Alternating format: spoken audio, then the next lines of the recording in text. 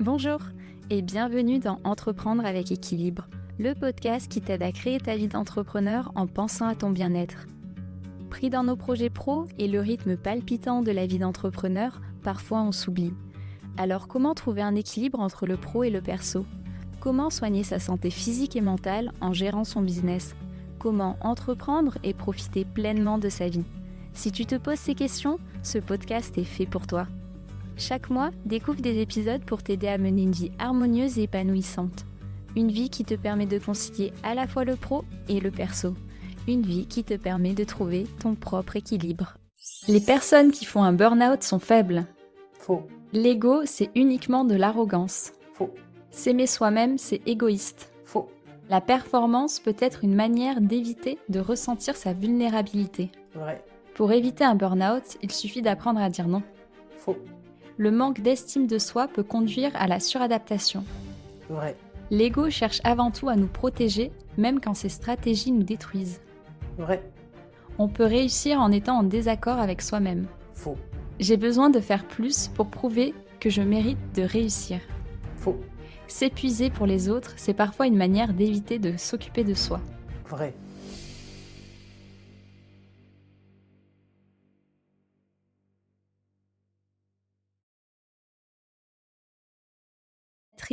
D'Impossible n'est pas vous.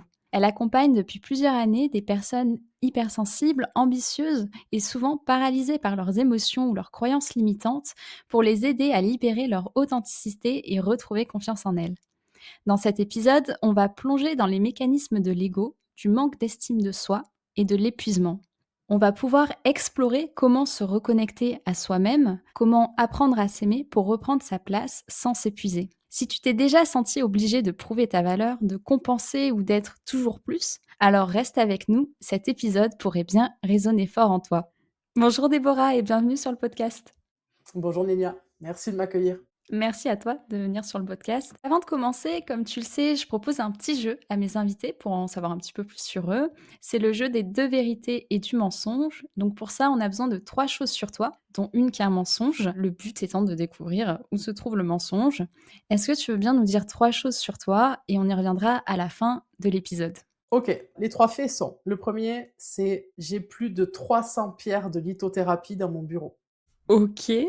Le deuxième, c'est j'ai fait des études de ressources humaines, mais j'ai été virée parce que j'étais hypersensible, incapable de gérer les situations problématiques. Ok. Et la dernière, c'est j'ai coaché un inconnu dans Central Park à New York. Je suis déjà en train de réfléchir un petit peu, mais écoute, je vais essayer de peut-être avoir des petits indices pendant l'épisode. Ah oui, ça commence. Ok. Est-ce que peut-être avant d'entrer dans le vif du sujet, tu peux nous en dire un petit peu plus, sur toi? Ouais, bien sûr. Je m'appelle Déborah, j'ai 38 ans. Je suis coach et mentor. J'accompagne au quotidien des personnes qu'on va appeler multipotentielles, mais mon activité principale, elle est dans le mentorat et le coaching des futurs coachs ou des coachs d'aujourd'hui qui veulent impacter avec leur authenticité, avec qui ils sont. On aime bien m'appeler mentor anti-bullshit, c'est-à-dire que je vais en profondeur dans des sujets pour amener la meilleure connaissance de l'être humain. Pendant très longtemps, j'ai accompagné des personnes hypersensible à développer des compétences comme l'intelligence émotionnelle. Donc ça, c'est mon joyau à moi.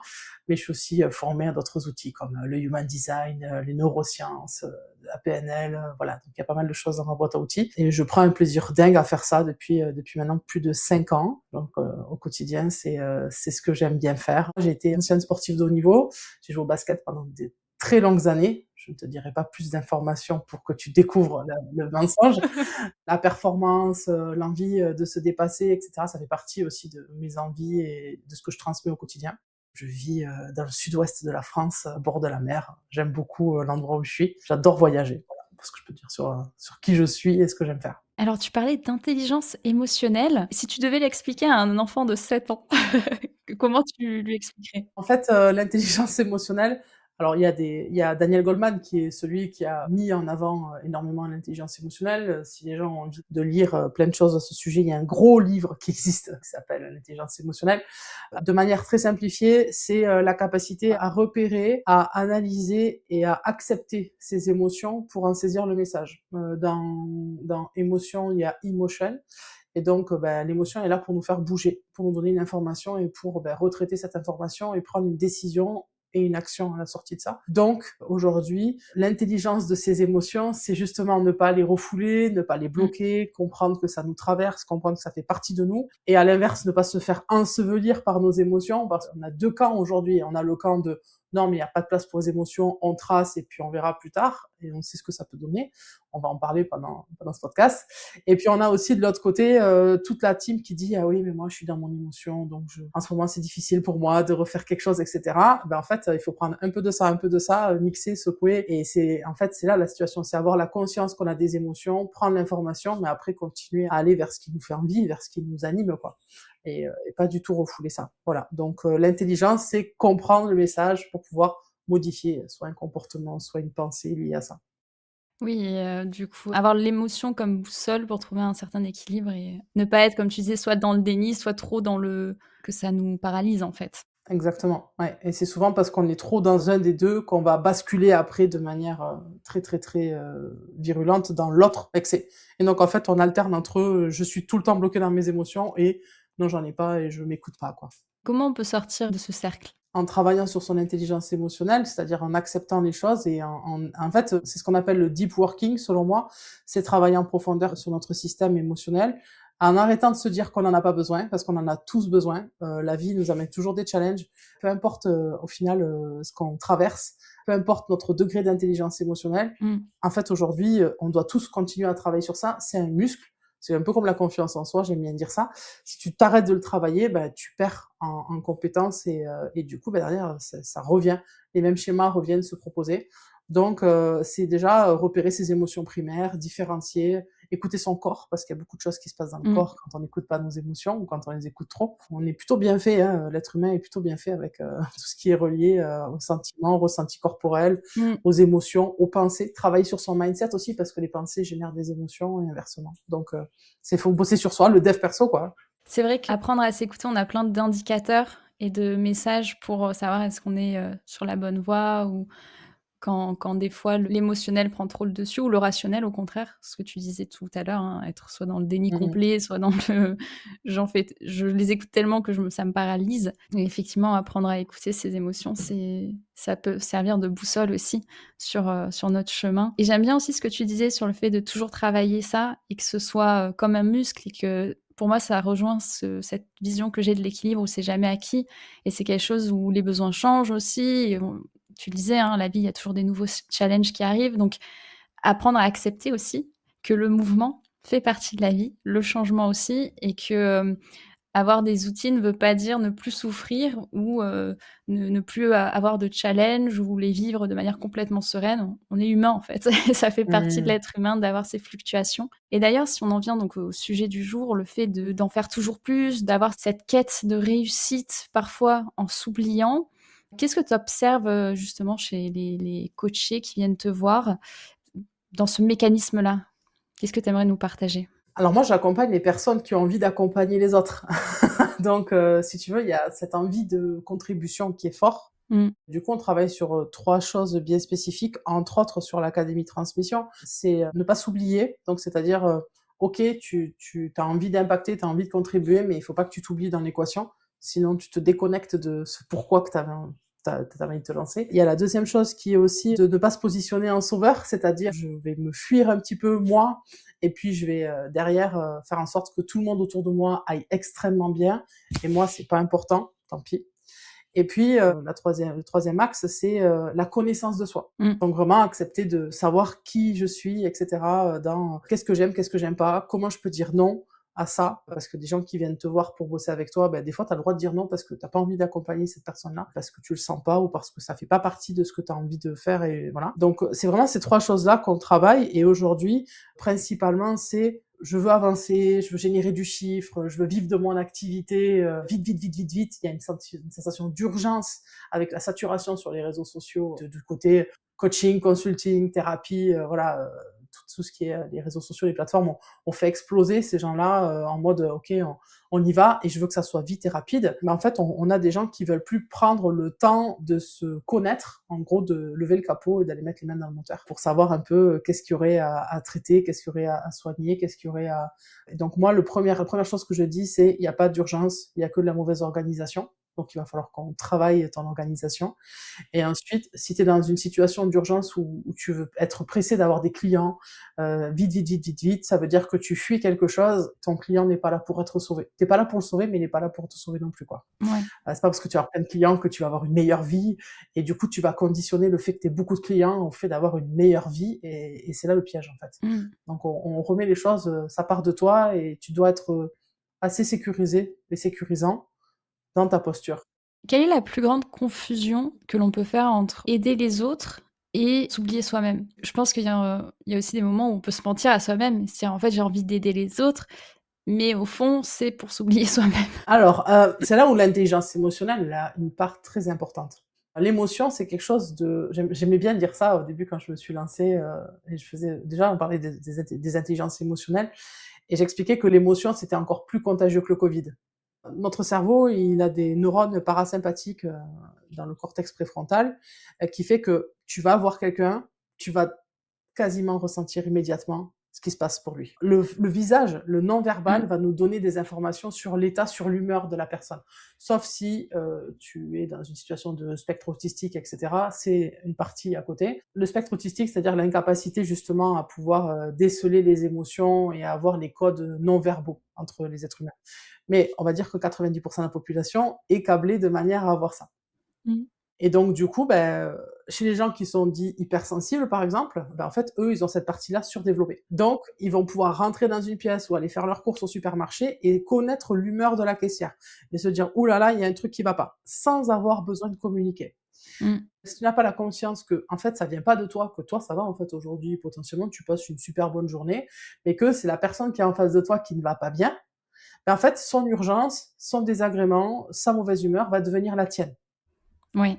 Et c'est là où en fait c'est contagieux parce que si toi tu n'arrives pas à gérer tes émotions, si tu ne te connais pas, si tu ne sais pas comment tu fonctionnes, tu vas passer dans des systèmes d'urgence pour régler soit les problèmes de l'autre, soit essayer d'apaiser l'autre parce que tu as besoin de t'apaiser toi. Ouais. Et donc du coup, c'est ce qu'on appelle, l'hyper-empathie et l'hypersympathie. L'hypersympathie, c'est je fusionne avec l'émotion de l'autre, son problème devient mon problème et je sors la cape et je deviens sauveur.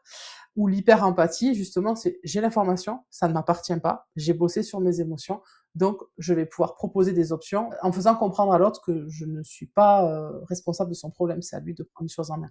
Et c'est souvent ça qui glisse chez les personnes qui veulent coacher aussi, c'est-à-dire vite, vite, vite. En plus, il y a la rémunération, donc OK, c'est pas grave, il y a une urgence à faire tout, il y a une urgence à aller vite, il y a une urgence à générer du chiffre, il y a une urgence à régler le problème. Et en fait, ça fait un gros méli-mélo qui fait que ça bug, quoi. Moi, je suis fascinée de voir qu'il y a des coachs qui te disent qu'en 3 semaines, ils règlent ton burn-out. Là où la Mmh. science et la médecine n'arrivent pas à régler le burn-out et que ça met des mois. Parce qu'il y a cette espèce d'urgence, de sensation, parce que la personne, elle a ressenti l'urgence. Donc, elle a envie de régler ça aussi très, très vite. Donc, comprendre tes émotions, savoir que ça ne t'appartient pas, ce sont les 2 bases qui font que tu vas pas, te positionner en sauveur ou tu vas pas te mettre dans une situation qui sera délicate pour la suite, de ce que tu veux faire. Et ça, c'est de manière générale, hein, dans tout l'entrepreneuriat. Oui, même, au quotidien, j'ai envie de dire et c'est vrai que ce que tu dis là, ça me parle beaucoup, le fait d'aussi se di d'arriver à, faire un pas de recul en se disant: «Cette émotion-là, elle m'appartient, je vais la gérer, je l'accueille, je fais ce qu'il faut pour voilà, la laisser, me vivre et cette émotion-là ne m'appartient pas» et c'est vrai qu'on peut vite être submergé. J'ai l'image là d'un comme avoir plein d'indicateurs, tu vois, en alerte et alors qu'en fait, il y a peut-être une machine qui est pas la tienne. C'est pas ta responsabilité de t'en occuper alors que toi, tu as déjà ton petit copil à à prendre soin, qui est déjà suffisant et je pense effectivement qu'il y a beaucoup de personnes qui peuvent se laisser prendre au piège, par rapport à ça. Comment reconnaître cette différence de: «Je veux en faire plus parce que ça m'inspire» et pas: «Je veux en faire plus parce que, je ressens l'urgence de l'autre et en même temps j'ai, ce besoin de devoir, l'aider». Tu vois ce que je veux dire? Là, moi, je vais aller à contre-courant de tout le monde, mais je m'en fous, c'est l'ego. Je suis quelqu'un qui a absolument pas d'ego, dans le sens où, oui, moi je, moi je, moi je, moi je, même si je trouve que le moi je, c'est la meilleure chose qu'on puisse avoir parce que si on en fait, le moi-je, il est hyper cool si tu as pas envie d'écraser ça, d'écraser l'autre avec ça. Ouais, c'est quoi l'ego en fait, déjà? L'ego, c'est la partie de nous qui sert à nous protéger parce qu'on ne se sent pas assez. OK. Alors je l'ai vraiment synthétisé là, mais en réalité, c'est la partie de nous qui pense que nous ne sommes pas assez et donc en fait, elle va venir compenser des choses. Soit il y a des gens qui n'ont absolument pas d'ego et qui vont dire oui à tout, oui, oui, oui, oui, oui et ils risquent d'avoir finalement une réaction à la fin de protection qui est: «Ouais, c'est bon, moi je fais pas ça» ou voilà, «Tu m'as pas respecté» et cetera. Parce qu'auparavant, on n'a pas mis les red flags, on n'a pas mis, les barrières, voilà, de notre ego parce que c'était pas bien et on est dans une société où on nous apprend pas à être, égoïste, mais dans le bon sens du terme. C'est-à-dire qu'on ne nous construit pas en disant: «Moi je». Le «moi je», moi dans mes systèmes éducatifs, c'était prohibé. On dit pas «moi Ouais. je». Oui, On c'était voilà, égoïste, quoi. c'est ça, c'est ton anniversaire, machin, tu sers la part de gâteau à tous tes copains, tu prends la dernière part. Tu es à table, tu fais à manger pour on a plein de fonctionnements comme ça, qui sont induits dans notre inconscient. On va Ouais. manger quelque part, la personne elle a cuisiné, elle a mis la table, elle a tout fait, elle va servir tout le monde, elle va se servir en dernier. Alors que peut-être c'est elle qui mériterait d'être servie en premier. Tu Mmh. vois, en fait, c'est la reconnaissance, c'est toujours, il faut toujours en faire plus, plus, plus, plus et donc cet ego-là, je pense que moi je l'ai travaillé positivement. C'est-à-dire que j'avais très, très, très peur de pas être aimée et j'avais très, très peur qu'on m'aime pas et qu'on pense que je sois quelqu'un d'égoïste au moment où j'ai lancé mon business et en réalité, ça a été la meilleure idée que j'ai eue parce que j'ai bossé sur ça. Comment moi, je peux préserver mon espace parce que ça part de moi et c'est moi qui arrive à avoir un impact et à créer quelque chose autour de moi qui va aider les gens. Mais si moi je prends pas soin de moi, je vais me faire écraser par, le besoin extérieur et c'est là où en fait, je vais pas pouvoir être dans un toujours plus efficient. Le toujours plus efficient, c'est, en fait, moi, il y a pas un truc que je crée pas dans ma vie qui sert pas mes rêves ou mon futur. Les autres ont leur place, je les aide à prendre leur place, je les accompagne du mieux que je peux, je transmets des choses, mais à la base, ça part de moi et de mes envies. J'ai envie de me réaliser plus, j'ai envie d'avoir ça, j'ai envie de vivre cette expérience-là, et cetera. Donc c'est moi je. Le moi je prends soin de lui. Et ça, c'est très compliqué. Les gens sont pas dans le moi je, c'est je veux plus, je veux plus, je veux plus. Et souvent, quand on vient creuser, c'est je veux plus. Pourquoi? Pour avoir plus de sécurité et pour avoir moins de frustration. Plus de sécurité et moins de frustration, c'est-à-dire? La frustration, c'est relié à l'immédiateté. En fait, si tu veux, l'être humain, il est de moins en moins éduqué à accepter sa frustration. Il n'aime pas ça. Oui, je pense qu'on peut dire que personne n'aime être frustré et ressentir ça. Heu, personne n'aime ça. Or, ça fait partie de notre, fonctionnement. C'est parce qu'on Ouais. est frustré qu'on va aller chercher à dépasser notre zone de confort. Parce qu'il y a des trucs, tu vois? Il y a des choses qui vont nous amener à aller chercher des informations. Tu arrives dans un supermarché, toutes les caisses sont pleines et toi, tu as que 3 articles. Tu vois tout le monde avec des caddies pleins. Tu es frustré, en vrai. Est-ce En que vrai, oui. enfin, mais vraiment, je prends l'exemple. OK, donc tu vois tout le monde avec le caddie plein. Tu te dis: «Bah, c'est bon, franchement, ces 3 trucs», tu les regardes, tu dis: «J'en ai pas vraiment besoin». Tu vas les reposer et tu vas t'en aller. Ouais, ou alors tu essaies de demander si tu veux passer. Ou tu essaies de gratter pour savoir: «Excusez-moi, moi je n'ai que ça». OK, tu vois? Moi, je suis la team je repose. J'aurais pu être la team je repose et je m'en vais. OK? Oui, Et moi ou aussi, les hein, gens qui laissaient clairement. passer. Voilà, OK?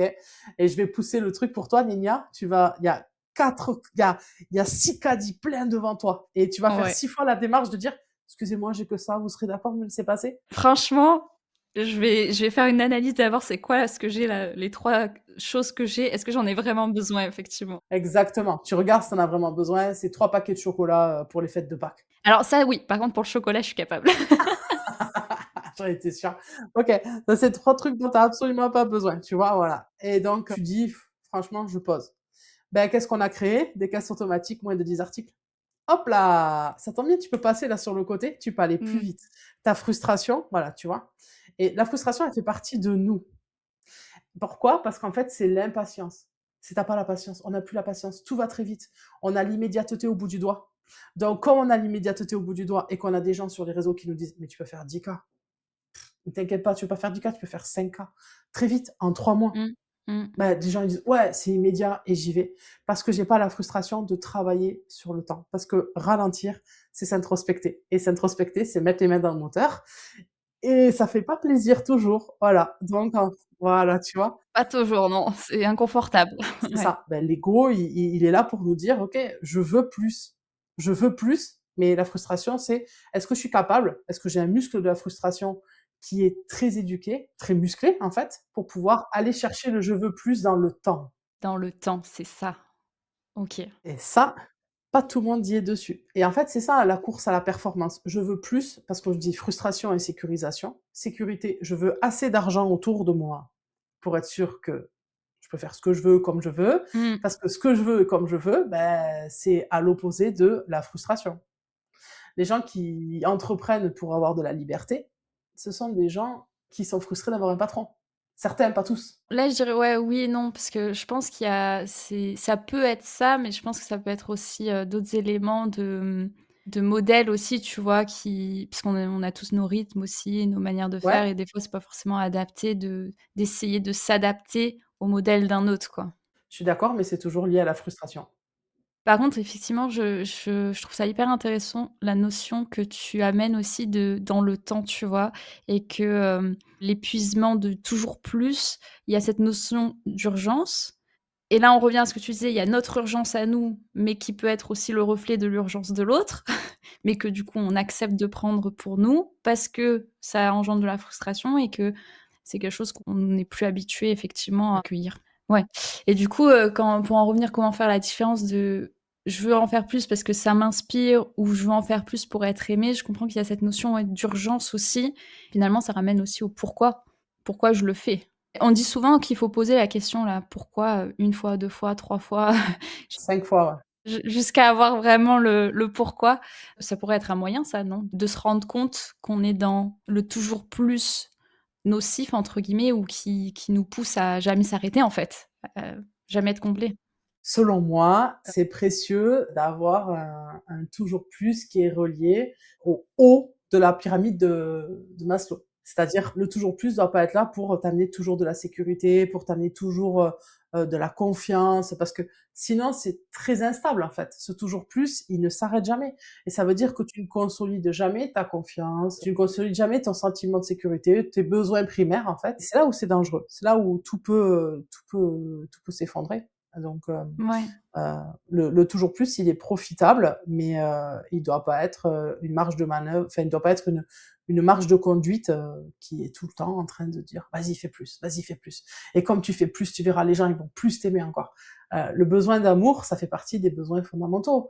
Si on fait plus les choses pour être aimé que pour soi, en fait, ça veut dire qu'on donne tout notre pouvoir, toute notre envie d'entreprendre, tout ce qu'on crée, tout ce qu'on imagine, on le met entre les mains de gens extérieurs qui très Mmh. certainement, nous écoutent, sur leur toilette le soir, sur les réseaux sociaux et qui vont pas écouter la moitié de ce qu'on dit et donc en fait, c'est un truc, si on prend un peu de recul et de hauteur, on se dit: «Enfin moi je veux pas ça, je veux pas cette vie-là» et je pense que quand on a une posture de coach, de mentor, d'accompagnant, de consultant, de thérapeute, je pense qu'on doit avoir cette posture sécurisante qui est, l'autre n'est pas là pour me sauver, il est pas là pour me donner de l'amour, il est pas là pour me donner une utilité, il est pas là pour me renvoyer, que je Mmh. suis quelqu'un de bien et cetera. Non, parce que sinon, en fait, c'est cuit, c'est déjà les dés sont déjà pipés. Puis même, si je fais le parallèle avec un entrepreneur et ses clients, c'est pareil dans le sens où, Ouais, ça installe quelque chose une sorte de dépendance et d'attente de l'autre, comme tu disais, hein, qui vient de l'autre et pas de soi-même.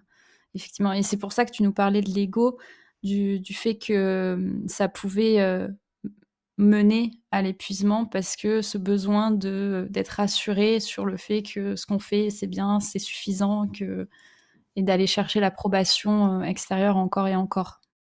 c'est ça. Ouais, ouais, c'est ça Mmh. et du coup, c'est une fuite, c'est un mécanisme de fuite. Il y a le mécanisme de fuite où je vais aller chercher à l'extérieur, tous ceux qui vont pouvoir me donner, mais que du positif, attention. Je parle de Mmh. ça parce que depuis, quelques jours, j'ai le plaisir de croiser certains, trolls haters qui se baladent sur mon compte Insta. Et du coup, je me dis: «Ah ben ça faisait 6 ans Débo et il y a toujours pas eu de fou du bus qui s'était pointé.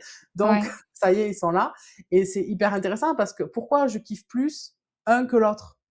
Parce que quelque part, il y a une forme de ça fait du bien de voir la personne qui dit: «Mais c'est génial ce que tu dis» et donc on polarise sur ça, mais on sait que l'autre côté aussi, les gens vont dire: «Bah, ce que tu racontes, c'est n'importe quoi» et ben, en fait, si tu es détaché des 2, tu gardes ton libre arbitre et tu fais ce que tu veux.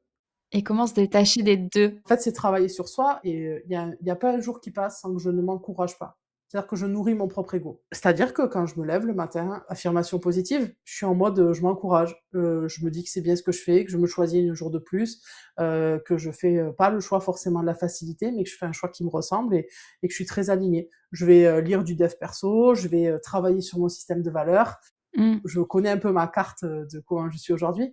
Donc je m'assure d'avoir du kiff, d'avoir des choses qui me stimulent, qui me font plaisir, pour qu'à la fin de la journée, je me dise pas: «Bon beh, perdu, c'est un jour, où j'ai passé du temps, tourné que vers les autres, où j'ai pas pris soin de moi, où je me suis pas, valorisée». Et en fait, se valoriser, c'est pas être prétentieux, c'est prendre soin de soi et prendre soin de soi, personne d'autre, de mieux que nous-mêmes pouvons le faire pour nous-mêmes.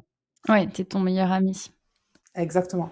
Donc ça, je dis pas que c'est facile, hein, mais il y a des jours où mes traits, mes défauts parfois me sortent par les yeux. Je me dis: «Mais c'est pas possible, tu as pas encore refait ça» et cetera. On est très facilement, on peut être très, très dur envers nous-mêmes, hein. C'est ces défauts-là, si on leur donne trop le micro, j'aime bien souvent dire: «Arrête de leur donner le micro et reprends le micro». Ouais. En fait, si on leur donne trop le micro, c'est vite fait, tu as mis le doigt dans l'engrenage et puis derrière: «Et tu pas assez ceci et tu pas assez cela, tu vas voir que ça va pas marcher». Donc soit tu t'arrêtes de faire les choses, soit tu vas avoir l'effet opposé, dire: «OK, c'est pas assez, je vais en faire beaucoup, beaucoup, beaucoup, beaucoup, beaucoup plus». Et c'est là où ça devient compliqué, parce que tu peux pas faire du beaucoup, beaucoup, beaucoup, beaucoup plus tous les jours de ta vie. Ce que tu as dit là, ça m'a amené, plusieurs, éléments, questions. La première, déjà, quand tu parlais d'affirmations, au quotidien, que tu vas te dire, est-ce que tu utilises le «je» ou le «tu»? Est-ce que toi, là-dessus, tu as des, choses que tu aimerais partager sur la manière de se parler à soi-même au quotidien pour justement nourrir son estime de soi? J'ai pas de tips en particulier, je pense que chacun doit faire comme il le sent. Sur ça, je pense que c'est très personnel. Moi, j'utilise le «je» et je commence souvent en me disant que je suis l'unique responsable de ce que je vis et donc je me remercie de vivre tout ce que je vis et à la fin de la journée, je peux aussi me dire: «Bon, ben, voilà, je suis responsable de cette boulette qui n'a pas fonctionné». Et est-ce que c'est vital? Non. Est-ce que ça peut se rattraper? Oui. Est-ce que demain les gens auront oublié? Certainement. J'essaye de mettre un maximum de jeu. Et parce que pour moi, pendant des années, ça a été du tu. Tu, mais c'était l'autre. C'est tu vas laisser passer la personne avant toi. Si les gens m'avaient rencontré il y a 10 ans, personne ne croirait la personne que je suis devenue aujourd'hui. Tu dirais quoi à ton toi d'il y a 10 ans? Bah, je lui dirais merci parce que cette personne-là, elle était déjà en train de cheminer Mmh. sur, ça va pas être possible de vivre toute une vie comme ça. Et à un moment donné, tu te réveilles un matin et tu dis: «OK, ben, le mari que j'ai dans ma vie, je veux plus être mariée. Ce métier, en fait, je l'aime profondément d'éducatrice spécialisée, mais je veux plus faire ce métier-là parce que je finis Mmh. à pas d'heure, je gagne pas bien ma vie et en plus, je passe mon temps à être dans le syndrome du sauveur». Parce que moi, je travaille dans la protection de l'enfance avec les mesures de placement, donc c'était hyper violent. Je voyais que de la violence et de la souffrance au quotidien et je me disais tous les jours: «Je ne sais plus qui je suis». Mmh. Je me disais: «Tu sais pas quitter Debo, tu sais pas quitter». C'est parce elle a eu le courage de se dire tout ça Mmh. qu'aujourd'hui je suis là. Ouais. Et c'est parce qu'elle a eu le courage de dire à un moment donné: «OK, on va faire les choses intelligemment. À partir de maintenant, c'est moi, je». Et j'étais hyper Mmh. mal à l'aise. Quand j'ai appris à commencer à dire non, mais je disais non, je raccrochais, je me disais: «Oh là là là là là là là, tu vas te retrouver toute seule et alors là, c'est mal parce que tu es en position de vulnérabilité». Alors oui, ça fait du tri, incontestablement, mais ça nous amène aussi des gens qui sont géniaux. Enfin, moi aujourd'hui, je sais que les gens qui ont accepté que je dise non parfois et qui sont toujours là, sont des gens qui ont compris aussi et aujourd'hui qui prennent exemple sur ça et je trouve ça chouette. Ouais, avoir des limites, c'est sain. Exactement, exactement. Donc je dirais merci. Merci et bravo parce que voilà, je sais pas ce que je vais dire à la version de moi dans 10 ans, mais je pense qu'elle était pas prête.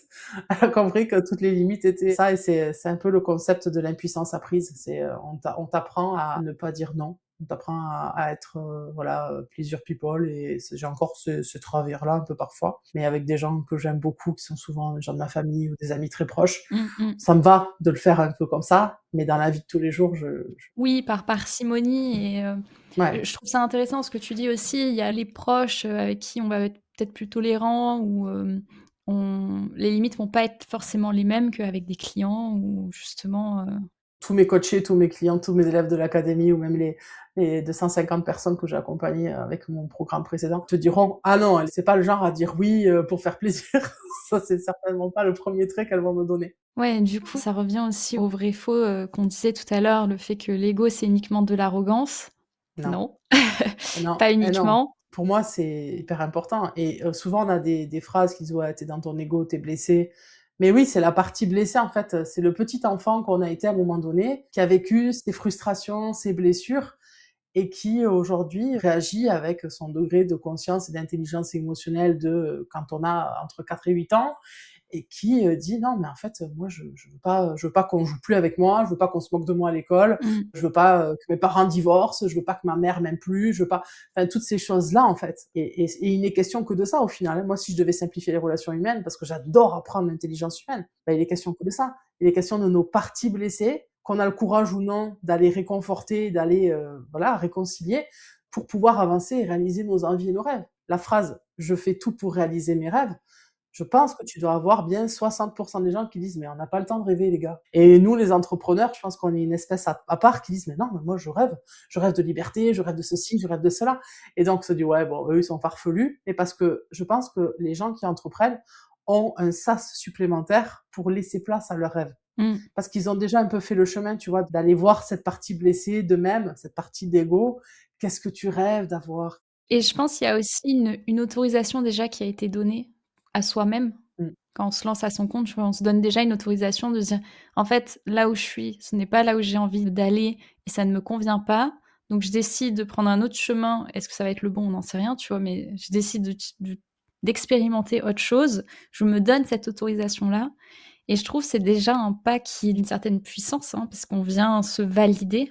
Comment on peut distinguer aussi l'ego qui nous protège et l'ego qui écrase l'autre, tu vois? Je trouve qu'il y a cette idée qu'il peut y avoir aussi que l'ego peut être écrasant pour l'autre. Comment trouver cette balance juste entre le: «Je veux aider l'autre, mais j'ai aussi moi-même à aider» et en même temps, quand moi je m'aide et si tu parlais tout à l'heure de l'ego, de l'enfant intérieur qui est blessé, des fois quand on est blessé, on peut blesser les autres aussi. Est-ce que tu aurais des choses à nous partager là-dessus de, je sais pas, schémas que tu observes? Moi, j'aime bien passer par des filtres à ces moments-là. Déjà, l'erreur est humaine. Je pense que quelqu'un qui fait du mal parce qu'il a une réaction égotique, mais qui s'excuse après et qui va essayer de passer par un processus de réparation avant de revenir dans la relation, Mmh. bah, c'est typiquement, ce qui se passe dans les cours de récréation. On n'a qu'à voir nos enfants, hein. «Il m'a volé mon goûter» ou «Il m'a pris le jeu», voilà, «Qu'est-ce qui s'est passé? Qu'est-ce que tu peux faire? Pardon, OK. Est-ce que tu es OK pour rejouer avec lui ou elle? Oui, et ben, c'est parti». S'il dit non, et beh, c'est pas parti. Chacun reste dans son coin et dans son ego et c'est comme ça qu'on remédiatise des relations. Des fois, on devrait regarder juste nos enfants parce qu'ils ont la base, plus que certains adultes, malheureusement. Et après, ça se passe dans le corps pour moi. Ça vient vibrer quelque chose. C'est-à-dire que moi, quelqu'un qui va dire non, pour moi, c'est pas un ego qui veut écraser. Par contre, si tu me dis, je prends l'exemple volontairement de jouer, est-ce que tu veux venir jouer avec moi? Si je dis non merci, j'ai pas, voilà, c'est réglé. Si je dis non merci parce que t'es nul et que j'ai pas envie de perdre, on est dans un ego qui veut écraser. Donc c'est souvent la justification qui amène à l'ego qui écrase. «Ben, pourquoi tu veux pas jouer avec moi?» «Ben, j'ai pas envie» et c'est souvent les autres qui amènent à cette réaction d'ego. «Ben si, vas-y». Ben non. C'est-à-dire qu'aujourd'hui, les gens, ils sont pas prêts non plus à recevoir des non Mmh. et donc: «Mais vas-y, dis-moi» et donc souvent, on vient justifier et donc le justification, c'est là où on va dire: «Non, mais en fait, j'ai pas envie et j'ai pas envie de me justifier». Si on reste dans le je n'ai pas envie, je ceci, je cela, il y a pas de souci pour moi, l'ego n'écrase pas. Par contre, si on commence à dire: «Je n'ai pas envie de jouer avec toi parce que tu es nul, parce que tu veux pas comprendre, parce que tu ceci, parce que tu cela», on devient un peu écrasant avec la réaction de l'ego. Mmh. Selon moi, le «tu tue», souvent c'est ce qu'on dit, hein, le «tu tue», mais moi je reste sur ces principes-là, c'est-à-dire qu'il n'est question que de moi à chaque fois et je suis pas celle qui rejette l'autre. Par contre, je m'écoute et dans mon corps, si ça fait un effet de: «Ah, je suis pas à l'aise là, il se passe un truc», je me contracte. Bon, je sais que je suis pas très alignée avec ce qui est en train de se passer, donc je préfère soit quitter l'espace, soit revenir dessus plus tard. Quand quelqu'un vient me dire, «Non mais en fait», on le voit un peu aussi, hein, dans le milieu des réseaux sociaux, c'est, Mmh. je suis partie des gens, je suis un peu les ovnis sur les réseaux sociaux, c'est-à-dire que j'ai souvent on me dit: «Ah mais je suis surprise en fait, tu pas beaucoup de followers et pourtant tu fais du chiffre. T'as pas beaucoup mais pourtant tu fais du chiffre» et je trouve ça génial. Je dis: «Oui parce qu'en fait moi je suis dans la vraie vie les gars». C'est-à-dire que moi je vais m'amuser dans la vraie vie. Mmh. Donc je suis dans la vraie vie. Je dis pas: «Ah bah toi tu es complètement déconnecté en train de regarder tes followers qui te font plaisir». Tu vois? Je vais pas chercher là-dedans. C'est-à-dire que je me sens pas attaquée à chaque fois qu'on vient me parler. Ça, c'est la sécurité intérieure parce que je suis garante de ça. L'autre, il vient pas me tuer en me disant: «Ah mais ceci, cela». Non, pas du tout et parce que je suis plus dans la recherche que l'autre me donne de la valeur. Donc c'est un peu complexe, mais je pense que quand on utilise le «tu», on est déjà un peu en train d'écraser l'autre. «Toi, tu es comme ça, c'est pas très bon» Choisir la manière de dire les choses aussi. et un «non» est une réponse en soi. C'est pas obligé de se justifier, en fait. Si c'est pas OK de se justifier, si on n'est pas à l'aise avec ça, ben, on se justifie pas et on peut très bien dire: «Non, je suis désolé, je ne me justifierai pas».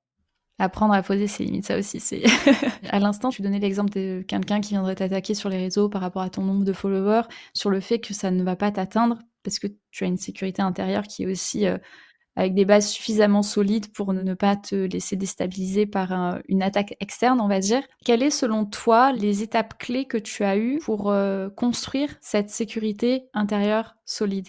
Aujourd'hui, j'ai 38 ans, j'ai commencé ça à mes 30 ans. Donc j'ai quand même passé 30 ans à pas avoir, ce genre d'options. Je pense que la thérapie, en tout cas dans ma situation, m'a permis de mettre les curseurs au bon endroit. J'avais que des curseurs qui étaient mal placés. J'avais toujours l'impression que c'était moi le problème, qu'il y avait un truc qui allait pas chez moi, et cetera, et cetera. Donc la thérapie permet aussi de se remettre, comme j'aime bien dire, l'église au milieu du village. Il y a eu la thérapie, il y a eu, le travail sur dev perso incontestablement, hein, c'est-à-dire, lire du dev perso, enlever mes barrières, travailler sur mon mindset, c'est-à-dire me dire que c'est possible. D'ailleurs, ça s'appelle «Impossible n'est pas vous», c'est pas pour Oui, rien. C'est bah parce que oui. là, c'est le message que je veux faire passer. Par rapport à ces livres, tu en aurais à conseiller? Moi, je vous conseille tout ce qui va être Tony Robbins quand même, tu vois? L'éveil de la puissance intérieure, qui est, pour moi, quelque chose qui a été, game changer. Quand je l'ai lu, j'ai dit: «Ah oui, ah oui, ah oui». J'arrêtais pas de dire «ah oui» à chaque page. Aujourd'hui, il est lu ou pas lu, je sais pas, mais je trouve que c'est important. Après, il y a aussi le livre, le «Avoir le courage de ne pas être aimé», qui est assez intéressant aussi à lire. OK. Alors c'est un peu philosophique, mais en fait, on va aller chercher en fait, la critique, tu l'as attirée. Mmh. En gros, on va remettre la responsabilité à la personne et comprendre que tant qu'on est dépendant de l'amour de l'autre, tant qu'on n'a pas le courage, en fait, de se donner cet amour-là soi, on est, propice au désamour et aussi à la dépendance de: «Ah, on m'a donné du follower, on m'a donné du like», voilà, je suis Mmh. empêtrée là-dedans. Et ensuite, il y en a un troisième parce que c'est une de mes émotions que je travaille le plus et sur lesquelles on vient me chercher, souvent, quand j'accompagne, oser la colère. Alors ça, c'est un livre qui est pas très, connu. Ça parle vraiment de pourquoi aujourd'hui, les gens s'interdisent d'être en colère. Parce que déjà c'est mal vu, alors que la colère, c'est l'émotion numéro 1 qui pop après, l'amour. Quand il y a du désamour, c'est la colère. Quand on est frustré, c'est la colère. Quand on se sent impuissant, c'est la colère. Quand on n'est pas respecté, c'est la colère. En fait, la colère, elle est souvent là dans notre vie, elle fait partie de ça, c'est une émotion qui est motrice. Et donc je trouve que ce livre est assez intéressant parce qu'il nous montre que tant qu'on va pas l'oser, cette colère, on va pas avoir un rapport sain envers soi-même. Tant qu'on va la renier, qu'on va la juger, cette colère, voilà, en fait, voilà, on va pas faire appel à nous-mêmes et on sera pas vraiment dans notre essence. Bah, écoute, je mettrai les titres et liens dans la description pour ceux qui voudraient, creuser un petit peu de ce côté-là. Tu nous disais donc qu'il y a la thérapie. D'ailleurs, quand tu dis thérapie, c'est-à-dire être accompagné par que ce soit un psychiatre, ce genre de thérapie-là? Moi, j'ai fait le choix de la thérapie holistique, donc c'est un mix entre, vraiment, le côté identitaire, le côté psy et le côté aussi un peu énergétique. J'avais besoin de reconnecter des choses, vraiment c'est la thérapie holistique, c'est on travaille sur les pensées, on travaille sur les émotions, mais on travaille aussi sur le corps, ce qu'on manifeste comme action ou pas, et cetera, et on fait du lien entre les 3. Génial. Moi, ça a été, la bonne solution parce que je travaillais avec beaucoup, beaucoup, beaucoup de psychologues et de psychiatres. J'avais du mal à aller voir ces professionnels-là. Je voyais un peu trop vite, les failles et en fait, je rentrais pas dans le processus. Donc j'ai eu la chance de croiser le chemin, d'une super thérapeute et qui ça a été long, hein, ça a été, et encore aujourd'hui, de temps en temps, je fais pour mon hygiène mentale et psychique, Mmh. des petits checkpoints, et c'est très bien comme ça me fait du bien. Donc il y a eu la thérapie, il y a eu le dev perso et puis en fait, j'ai appris à jouer avec ma peur. J'ai fait une liste de toutes mes peurs parce que je pensais que je n'en étais pas capable. J'ai peur, je pense que je suis pas capable de et je faisais toute une liste. Je suis pas capable de ça, je suis pas capable de ça, je suis pas capable de ça, je suis pas capable de ça. Parce que je n'arrivais pas à faire de liste d'envie. Aujourd'hui, je n'arrive pas à m'arrêter de faire des listes d'envie, mais à l'époque, c'était ça en fait. Je pensais que j'étais pas capable, donc j'avais tué un peu mon envie. Et j'arrivais avec ma liste et je disais: «Bon, ben voilà, tu te débrouilles comme tu veux, mais avant la fin du mois, il faut que tu en aies réalisé une». Et je me suis challengée comme ça. Et puis du coup, Tony Robbins, là où il était fort, enfin là où il explique qu'un engagement pris juste avec soi, c'est pas vraiment un engagement, donc il faut le verbaliser, le rendre public. Donc je disais à mes potes: «Ce mois-ci, je vais faire ça». Mmh. C'était en mode: «Mais tu as pété un plomb, qu'est-ce qui se passe?» et «Non, non, mais je vais le faire, je vais le faire». «Mais pourquoi tu veux le faire?» «Ah, je sais pas pourquoi, mais il faut que je le fasse». C'est comme ça que je me suis un peu, reformatée, quoi. Ouais. Et c'est comme ça que j'ai développé mon propre courage. Et rapidement, je me suis dit: «Ah, l'être humain, quand tu lui enlèves des barrières, il se rend compte qu'il peut faire ça, qu'il peut faire ça, qu'il peut faire ça». Il se dit: «Ah, c'est possible». Mmh. Ça fait peur, hein, de se dire: «En fait, tout est possible». Bah, de se rendre compte qu'en fait, c'est nous qui nous mettons nos limites. Exactement. Et donc là, ça fait très, très, très peur. Et donc là, j'ai dit: «OK, on y va». J'ai bossé sur l'intelligence émotionnelle à ce moment-là aussi, c'était très important. L'intelligence émotionnelle, ça a été un socle, hyper important puisque moi, Ouais. hypersensible, HPI, et cetera, et cetera. On te dit: «Bon, ben voilà, et qu'est-ce que j'en fais de ça?» Ah ben rien, il va juste falloir que vous compreniez que: «Ah ben très bien, merci» et donc l'intelligence émotionnelle, moi à la base, c'était pas du tout, pour le transmettre, c'était pour moi et en fait après je me suis rendu compte que ça a explosé. Il y a eu le grand boom de tout le monde est Mmh, HPI, tout le monde est HPE et là en fait j'ai commencé à communiquer cet outil que je me suis approprié mmh, mmh, qui a permis d'allier performance pour les entrepreneurs, bien-être pour les entrepreneurs, mmh. santé mentale pour les entrepreneurs parce que c'est hyper important, on se met des charges mentales de fou. Ouais, tout est lié. Mmh, Voilà, c'est ça. Mais quand je mentor ou que je fais du coaching avec des entrepreneurs qui sont pas forcément des coachs, on passe sur ça, sur la base mmh, des intelligences mmh, émotionnelles. On mmh. a déjà fait 50 du travail. Ouais, c'est marrant que tu parles de ça parce que la semaine dernière, j'ai fait un atelier, vision board, créer son vision board. C'était un événement entrepreneur avec une matinée justement dédiée aux femmes entrepreneurs et cetera et donc j'ai tout un process pour créer son vision board avec, des intentions aussi à poser et cetera et il y en a une, son intention, c'était d'être en paix et elle en est très vite venue aux émotions en disant: «Mes émotions, je sais pas quoi en faire. J'ai beaucoup de colère, j'ai juste envie d'être en paix, quoi». Et donc après, ça a commencé à parler dans la salle par rapport à ça. Et c'est souvent un sujet qui ressort de j'ai ces émotions-là, je sais pas quoi en faire. Les gens se sentent vraiment démunis parce qu'on ne nous apprend pas à les accueillir, à les identifier, à comprendre que ça fait partie de nous et que c'est normal d'en avoir. Il y a cette fausse idée un peu qui se balade, je trouve, sur les réseaux ou sur ce qu'on peut voir, la positive attitude, mais néfaste, tu vois? Que tout doit être Ouais, toujours beau et bien et qu'on peut avoir que des émotions agréables, que les émotions désagréables doivent être bannies de notre quotidien, alors qu'elles font partie des messages aussi envoyés, via les émotions. on m'a posé souvent la question: «Quelle est la meilleure relation que je peux entretenir avec mes émotions?» Alors, il faut que je les aime ou il faut pas que je les aime? Non, il faut que tu sois neutre avec ça. Mmh. Il faut que ce soit un messager. Nos émotions, elles sont à notre service. C'est parce qu'on n'a pas un bon relationnel avec nos émotions qu'on est soit enseveli, soit complètement pétrifié dans nos émotions. Il faut que ce soit juste un indicateur. Alors sur le moment, quand tu es au fond du sachet, que ça va pas, et cetera, tu te dis pas: «Ah, c'est juste un indicateur». Mais en vrai, ça n'est qu'un indicateur. Plus vite on accepte qu'on a une émotion et qu'on vient nous donner une information, plus vite en fait on va banaliser le truc. Dès qu'on commence à dire: «J'ai des émotions positives» ou «J'ai des émotions négatives», on rentre dans un jugement de valeur. C'est ça. Forcément, le jugement de valeur, lui, il va pas t'amener à avoir une relation saine avec tes émotions. Donc, il y a pas d'émotions positives ou négatives. Il y a que des émotions qui te disent, «Bouge» ou qui te disent, «Prends du temps pour toi» ou qui te disent: «OK, tu as très peur». Bon, ben, la peur, c'est le mécanisme de l'envie, hein. C'est tout. Quand on a peur de mourir, on a envie de vivre, quand on a peur, de pas avoir d'argent, c'est parce qu'on a envie d'abondance. J'aime bien parler d'émotions agréables et désagréables, dans le sens, par rapport à ce que ça fait au corps. Chaque émotion, c'est un stimuli qui vient renvoyer aussi une hormone. Oui, La colère, il va y avoir le cortisol, qui va déclencher du cortisol, la dopamine, l'adrénaline avec la peur, la dopamine avec la joie, enfin, tu vois? Donc il va y avoir aussi le cortisol aussi, c'est avec la tristesse et puis il y a le fait que moi j'ai compris très vite qu'une émotion déclenchée, parce que le bien-être de mon corps a été aussi une lutte pendant un petit moment et quand tu vois que la colère en fait, elle vient augmenter ton taux de cortisol, pendant des heures et des heures tout au long de la journée parce que tu rumines et que tu veux pas accepter et que tu veux pas oser ta colère et que derrière tu comprends que la cohérence cardiaque avec 3 minutes, ça te fait baisser divisé par 3 ou 4 heures, le temps que tu vas avoir du cortisol dans ton sang. Quand tu vois ce que fait ton cortisol, tu dis: «Bon, faut pas être, tu vois, la machine est bien pensée, il faut quand même pas être ouais. trop obtus». On peut commencer à ouvrir des brèches, quoi. Donc c'est aussi ça, le bien-être avant tout. Merci beaucoup. J'aime beaucoup aussi l'exercice que tu as partagé, le fait de lister le «je ne me sens pas capable de» avec des petits challenges. Je pense que je vais le faire, tu vois? Je te tiendrai au courant. Avec plaisir. Et d'ailleurs, bah, pour, ceux qui nous écoutent, si vous avez envie de tester, taguez-nous sur les réseaux quand vous faites ça, qu'on puisse se pousser aussi sur les challenges, ça peut être chouette. Et peut-être une petite dernière question pour aller vers la fin de l'épisode. Si tu pouvais glisser une petite phrase dans l'oreille de quelqu'un qui est en train de s'épuiser, tu vois, qui est dans le toujours plus, qu'est-ce que tu aimerais lui dire? Personne va te sauver, on se sauve tout seul. Je dirais ça et je lui dirais que aujourd'hui la clé, c'est d'en faire, moins mais mieux. Bah, écoute, on arrive à la fin de l'épisode. Donc, pour, résumer un petit peu les grandes lignes de ce que l'on s'est dit, on a parlé des émotions déjà.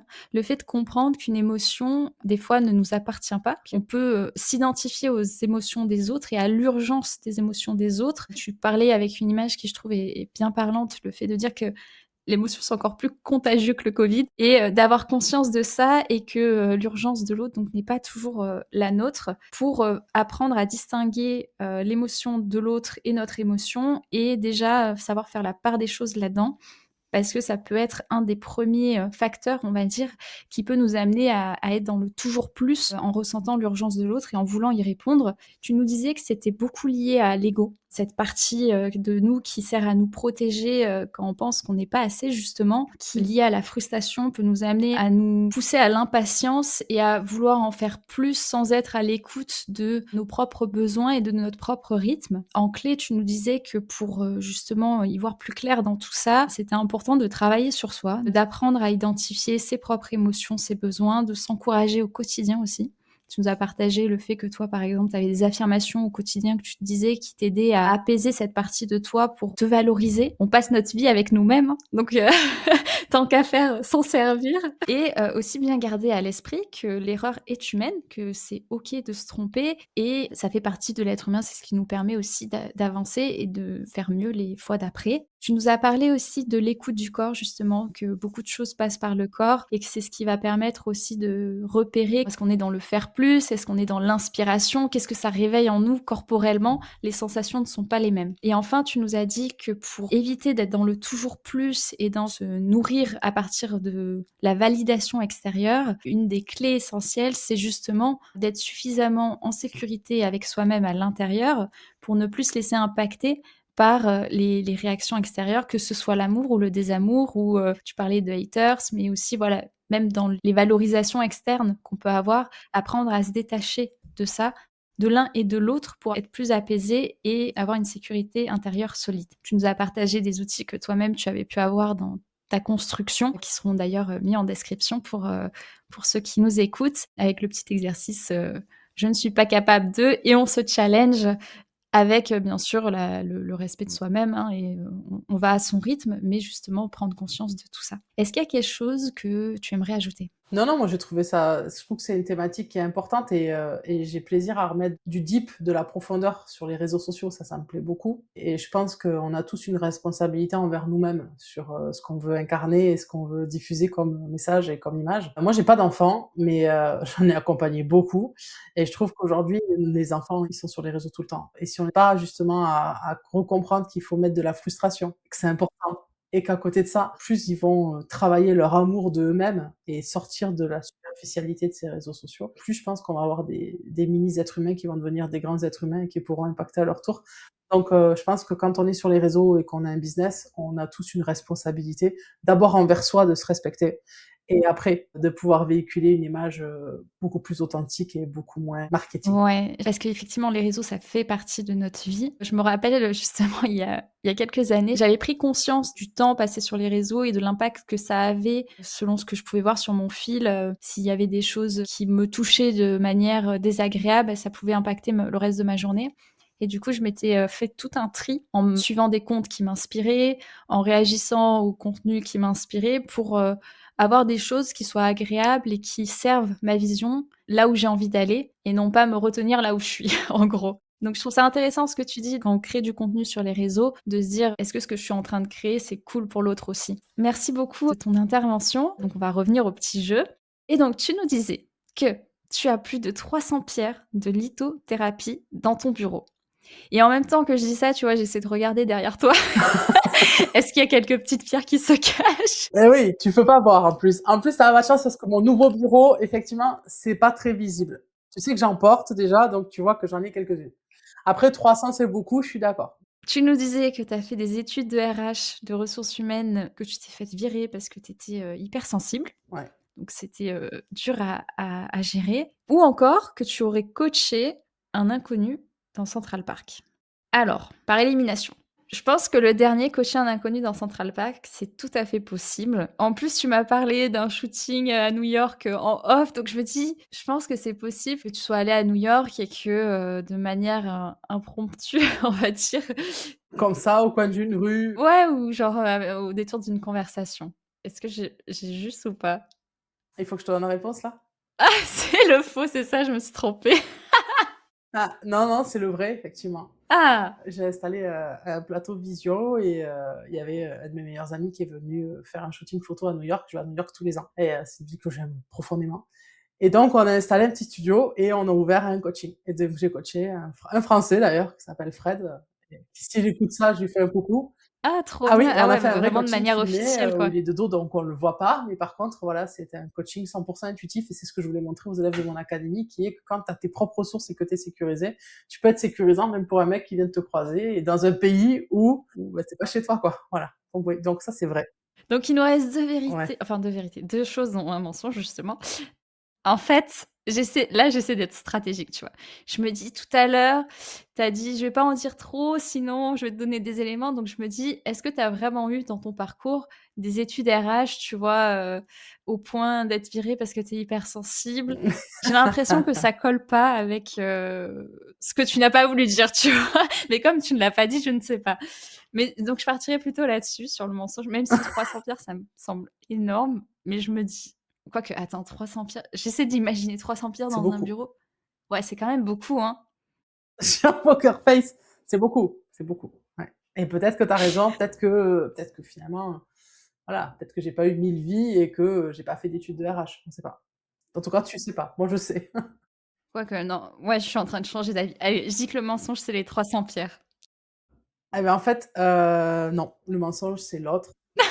Le mensonge, c'est un demi-mensonge puisqu'en fait, j'ai commencé des études de RH, j'ai fait 1 mois et quand, au premier cours, on m'a expliqué comment licencier, des personnes qui étaient proches de la retraite, je suis partie.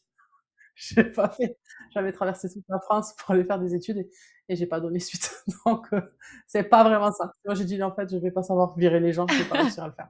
Donc je suis partie. Mais, voilà. Mais j'ai pas été virée, j'ai Tu t'es pas vraiment viré été toi-même, en voilà, j'ai fait. pas été virée. Mais j'ai bien 300 pierres de lithothérapie dans mon bureau. Je peux t'en montrer quelques-unes Ah parce qu'après les gens ouais. vont pas croire. Ah oui, non, mais c'est pas une petite pierre, là, en plus. Toi qui nous écoutes, tu ne vois pas, mais la Tu pierre, vois? elle Donc il y fait a la taille toujours de des sa main. j'ai plein de petites pierres, j'en ai là aussi, j'ai des bracelets, voilà. Et ça s'annule pas si tu as des pierres, Alors c'est stratégique. En fait, je j'étais pas du tout là-dedans, hein, dans le délire, des pierres et un jour, je rentre avec ma cousine au village du Castellet. Si, le village du Castellet-Mental, je vous fais un bisou et en fait, je dis: «Mais qu'est-ce que c'est cette collection de cailloux?» Vraiment pour moi, c'était des cailloux et j'ai été fascinée par la couleur des pierres et donc je suis très, très curieuse et donc je me suis formée à la lithothérapie. J'ai appris la lithothérapie et tout, OK. les endroits où ça va, est-ce que c'est naturel, est-ce que c'est pas naturel et donc depuis 6 ans maintenant, je fais des collections de pierres.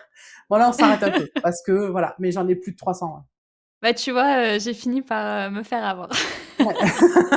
Bah, écoute, merci beaucoup Déborah pour cet échange, très intéressant et instructif et d'avoir accepté cette invitation, sur le podcast. Une toute dernière question pour toi, quel est le meilleur moyen de te contacter? Et comme ça, je mettrai le lien dans la description pour, ceux qui souhaitent. Alors dans quelques jours, il y aura un site web, possiblenespassvous.com et après, les réseaux essentiellement, mais, on doit me trouver un peu partout maintenant aujourd'hui, je suis assez visible. Génial. Merci beaucoup. Merci pour ton écoute. Si cet épisode t'a plu, je te laisse le partager autour de toi pour le faire découvrir aux autres et lui mettre 5 étoiles. Prends soin de toi et à bientôt.